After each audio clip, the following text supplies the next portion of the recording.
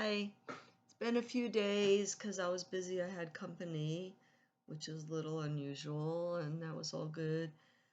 We did have a little bit of two little quarrels, but otherwise, and I never had that with them before, with him before. But I gotta say, it made me realize that things have changed a lot because I hadn't seen him in 2 years. And over that period of time, he retired and the COVID whole thing, and he changed. I feel like he changed, and I'm sure I probably did too. Anyway, it was a little different this time, but we still have fun dancing. I enjoy dancing with him. He was a good dance partner, always. And we did go dancing several times. And it was all good and fun. We did other things, and it was all good. He stayed on my in my guest room on the futon. He actually said he loves the futon, that it was really, really comfortable, which I've had many people stay there, and some say it's good, fine, and others don't like it, and then I blow up the air mattress and then they're fine. But he actually loved my futon, which was surprising but good. And that's all I need to say about that. Anyway, um, so I am going back to where I was. This is probably my last episode in the nice house that we lived in California.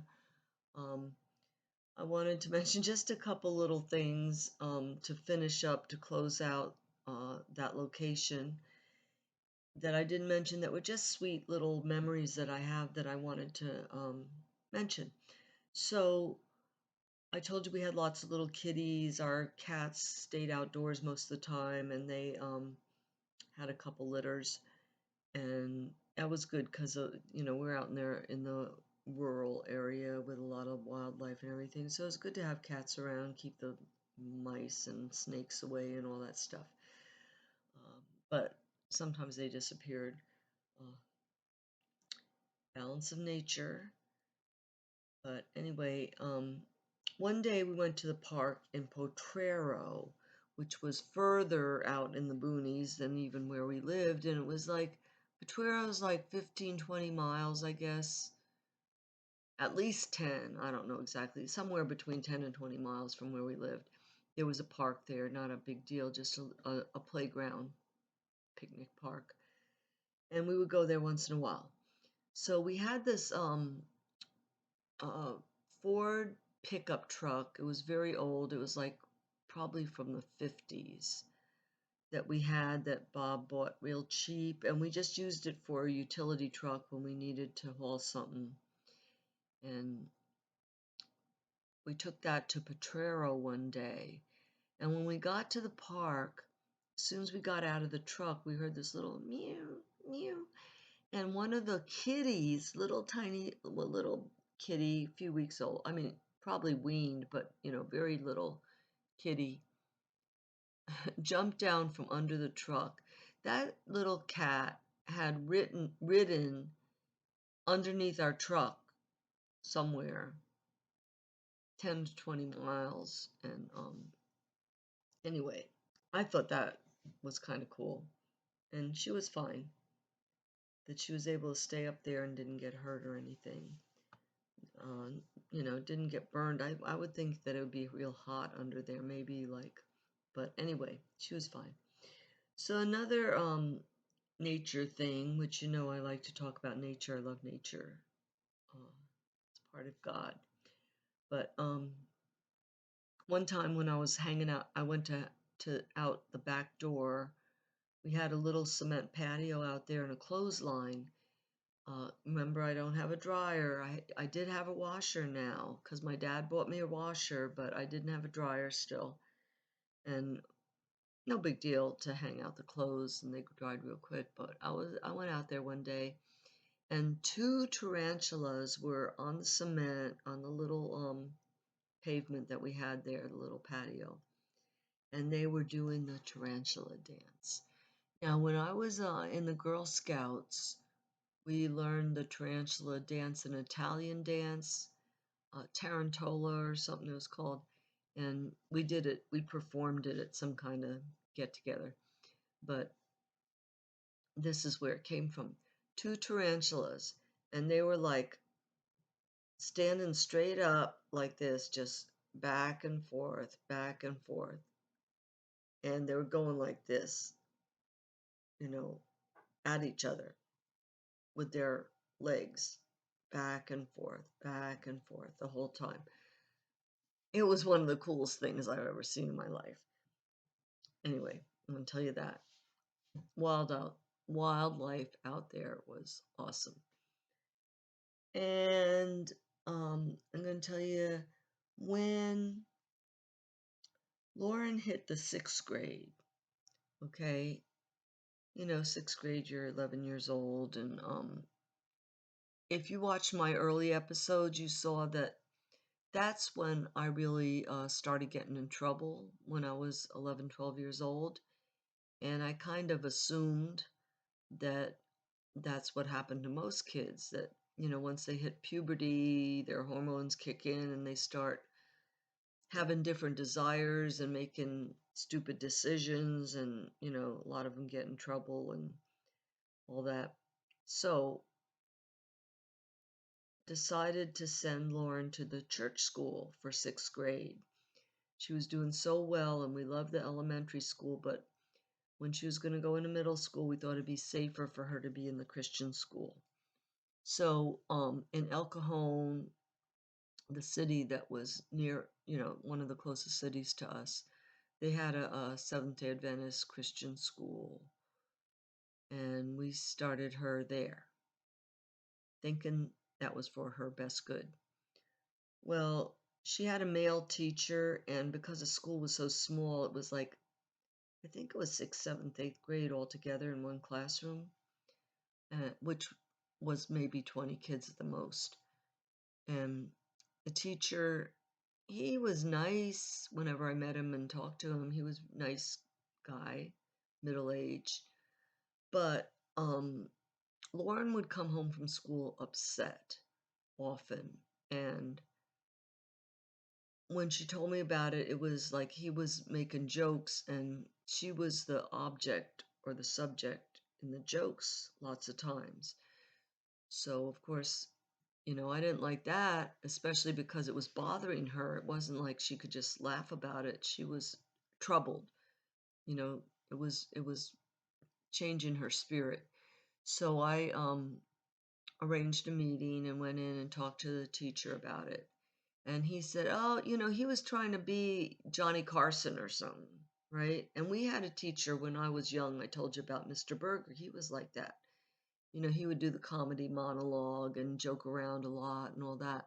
Well, this guy apparently was trying to do the same thing, but he said that every year he would pick one student in his mind. He would pick one student, a good student that he thought could be pretty much the object of his humor, a mature, good student that he thought could handle it. Well, he picked my daughter, who, you know, she couldn't handle it. It was disturbing her a lot, making her the joke all the time. And it was really bothering her. So I told him that and everything. You know, I guess he said, I don't remember what he said, but I assume he said, you know, okay, you know, I'll let up on her. Well, anyway, that happened. And then one time they were roller skating in the auditorium, the class, and they were all holding hands, and he was at the teacher was the head of the line, and they're all holding hands, and he's whipping them around, right? And Lauren was at the tail of the whip, and he whipped my daughter right up against the brick wall and broke her arm. So, you know, needless to say, I pulled her out of school at that point in time and put her back into the public school. And I talked to a pastor who we were already friends with, the pastor there, the one with the big beard who climbed up Mount Everest and everything. I talked to him, and they put the teacher on probation. And the pastor actually told me that I was not the first complaint. He said we've had several similar complaints about him in the past. So anyway, that was that story. That's why we said forget about those Christian schools. And then another thing, okay, so when she was going to that school, we were carpooling with another one of those young couples from our church, that lived out there in the country and had a little girl, Sarah. She was in the first grade. So we were in the same school. So her mom and I would take turns driving them back and forth because it was a good 20, 25 miles to the school back and forth, one way, one way. Anyway, we would take turns with that. So one day after school, I picked up both of them and I had to stop at the bank and went to the bank and brought the two little girls in with me, right? Well, there was this guy in line at the bank. I think it seemed like he was with his mother. He looked like maybe he might have been 40 years old. He might have been 30, who knows. But he was a grown man and dressed very normal, with this older woman that I assumed was his mother. And this guy, and I'm not saying this to laugh at him or anything like that. It was just, you know, such an unusual thing. And I think it's good for people to know that these kind of people are out there, and we need to be compassionate and everything. Anyway, he was in the line at the bank, and this guy, no kidding, he was normal size for a man, like average size, and he had a head, a face from the back. I actually saw him first from the back, and he looked totally normal from the back. But his face went all the way down to his abdomen. I want to say his waist, somewhere around there. I mean, that's how big his face hung down, all the way down, like to his waist. It was like just really big, like this. And his nose was about as big as my head. And his mouth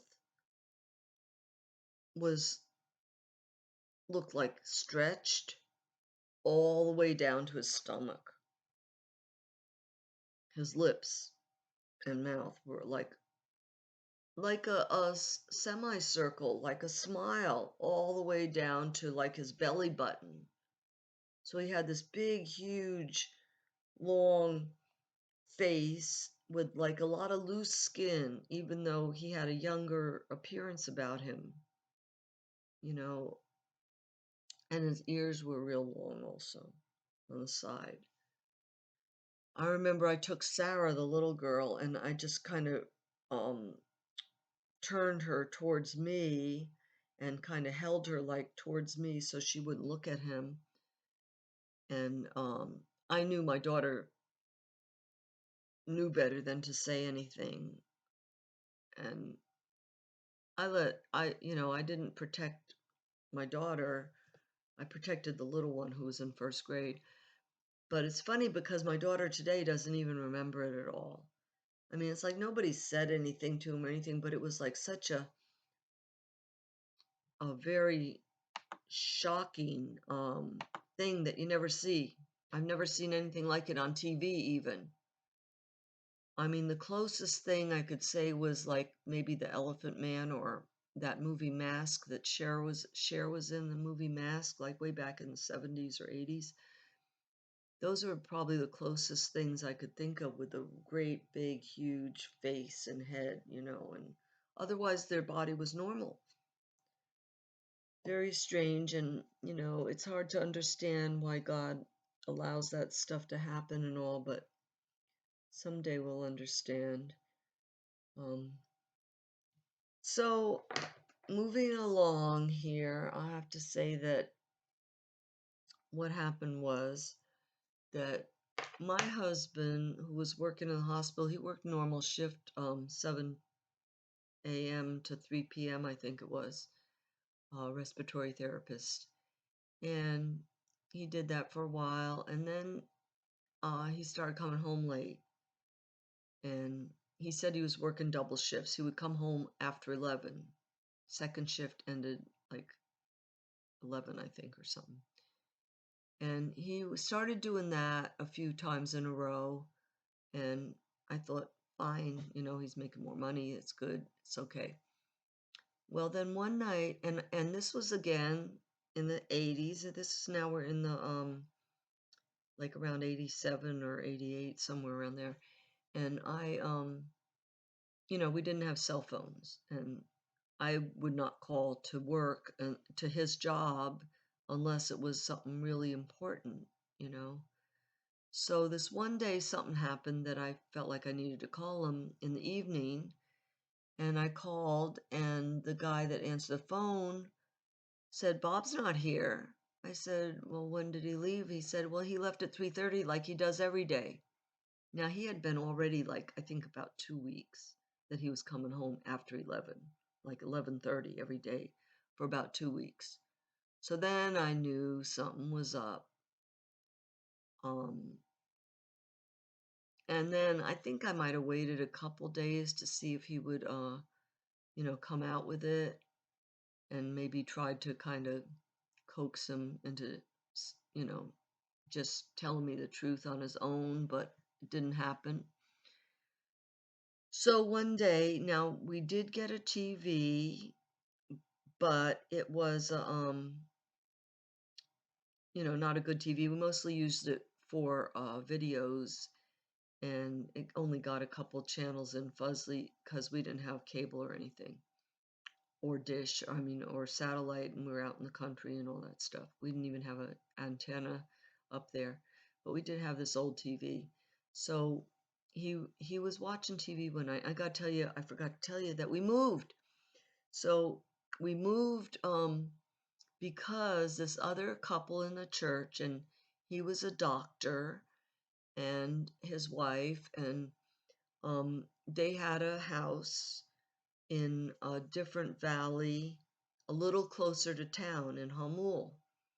So their house was vacated, and they approached us and said, our house is empty, and we'd like you guys to move in. We would like to have you there. So we looked at it, and price was like the same or less than what we were paying, and the house was not as nice, but it was closer to town, which was nice. So we decided to take it. And also Lauren would be able to have her own room, which at the other house she was just like a part of the living room we sectioned off with a divider for her, and she, it was only 2-bedroom house. So this house was 3 bedrooms, even though it was very tiny, but it was 3 bedrooms. So we decided to take it. We moved there. So after that, we moved there, and this happened with Bob starting to stay out late. So one night, late after the kids were in bed, I confronted him. He was watching TV in the living room, and I confronted him. I told him that I found out that he wasn't really working late, and he pulled a picture out of his pocket of his pants, a picture of a young lady, and showed it to me. And he says, "Yeah, well, this is her. Isn't she beautiful?" Now, I was 38 years old, and he said she was 28. And he said, "You'll never be 28 again. Look how beautiful she is."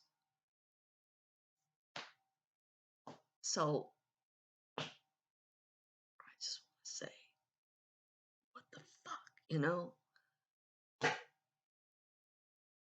Anyway, it just blew my doors off that he would be like that, be so cold. How could he do that? I don't know. So I said to him, "Oh," he said, "if you want, I can move in with her right now." He said, "I could leave right now, move in with her." I said, "Please do. Please do." And he started getting his shit together to go. And I followed him into the bedroom, and I said, I'm thinking he's out of his mind. He doesn't realize what he's really doing, what he's throwing away here. So I tried to, you know, help him think a little. So I followed him into the room and I said to him, "So let me just get this straight, Bob. Okay," I said, "so you love this woman more than me and the three kids, your three kids, all put together, the four of us. You love her more than the four of us all put together." He said, "Yep," just like that. And he was gone. Well, again, I was in total shock and everything that he would react like that. And um, I remember probably not that night, maybe the next, I don't know when it was, that night or the next day or whatever, whether he left or not, I don't know, but I don't remember. But he did go move in with her like right after that. And I remember what I did for myself. I went to my friend Ward and Margie's house. Ward and Margie. Ward was one of Bob's best friends, and he knew us both very well. And he was one of my best friends. I always loved talking with Ward. We always got along really good, and we would have deep conversations together. And I went to Ward and Margie's house and told them everything, cried on their shoulders, and they were just really sweet and supportive. And Ward said, "I'll talk to Bob." And he did. He talked to him, and the other guys, all the guys from church, they all talked to him. And Bob stopped coming to church. He was the head elder in our little church at that time, because we had been there for a long time by now. And actually, Pastor Ben, the guy from Turkey, the ex-Muslim from Turkey who was our pastor, I told all these stories in the past episodes. He um, was gone for some reason. He had to leave for something, probably because of his wife, because she didn't want to be where we were. Anyway, we were in transition. We didn't have a pastor. And the conference was saying that they were looking and they were going to send us somebody. And in the meantime, my husband was head elder who was supposed to take the place of pastor in his absence, right? And so he stops coming to church. He's having an affair. So I'm on the phone scheduling guest speakers to preach every week. And I mean, he was working at the hospital for a while. So every other weekend, every other Saturday, Sabbath, he had to work in the hospital, which was the only acceptable work for Seventh-day Adventist was healthcare, because it was necessary, right? And that's why there's so many Adventists in the medical field, all the hospitals and everything, because it's the only thing they can do on Saturdays. So that's what they go into. So anyway, he was working every other Sabbath, so he didn't go to church every other week. And then when, this all came out of the closet, he stopped going to church completely. And I'm scheduling guest pastors every week. And the people at church are all asking me after he's gone more than 1 week, "Where's Bob? Where's Bob? Is he okay?" And I'm just like, pray for him. Yeah, he's going through some stuff. Just pray for him. So everybody's praying for him. Nobody knows what they're praying for because I didn't want to tell anybody. It was hard. So finally one day we had a business meeting at church, and I told them, that Bob was having an affair and that he moved out. So we'll be getting a divorce. It's quite a big shock. If you've been following, you know what kind of church family we had. We were very tight, and me and Bob were really the leading couple in the church. And for that to happen was very devastating to the whole church. And it's time. I've talked enough. So thanks for watching. And if you want to keep watching, please subscribe. It helps me. It helps me with YouTube. They like me. They already like me, but the more subscribers is a good thing. So thank you very much. God bless.